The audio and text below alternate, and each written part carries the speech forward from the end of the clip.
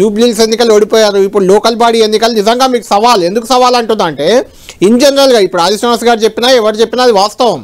కొంత అధికార పార్టీ వైపు ఎడ్జ్ ఉంటుంది లోకల్ బాడీ ఎన్నికల్లో. ఇంకా 3 ఏళ్ళు ప్రభుత్వం ఉంటుంది. ఏమైనా డెవలప్మెంట్ చేసినా ఇప్పుడు సర్పంచ్ల బకాయి బిల్లులు ఉన్నాయి. ఆ బిల్లులు ఏమైనా ఇచ్చేదైనా ప్రభుత్వం ఇస్తుంది, మీరైతే ఇవ్వలేదు కదా. అది కొంత మీకు మైనస్ ఉంటుంది. ఎలా ఎదుర్కోబోతున్నారంటే ఏం చెప్తారు ఎన్నికల్ని? గుడ్ ఈవినింగ్ కళ్యాణ్ గారు, మీకు పెద్ద ఆది శ్రీనివాస్ గారికి ఇంకా వెంకటేశ్వర గారికి నమస్కారం.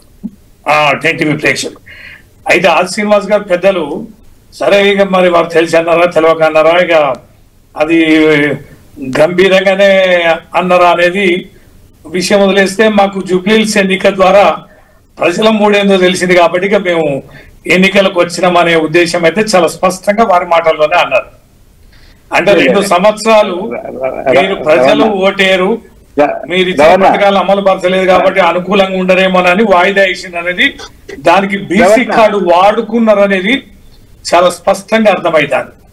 తర్వాత అపహాస్యం చేసేది ఏంది కళ్యాణ్ గారు అంటే, పార్టీ పరంగా ఇస్తాం, ఇది పార్టీ పరమైన ఎన్నికలే కాదు, మీ పార్టీ గుర్తులే లేవు, దీనికి పార్టీ పరంగా ఇస్తామని చెప్పడం అనేది మరొక అపహాస్యం.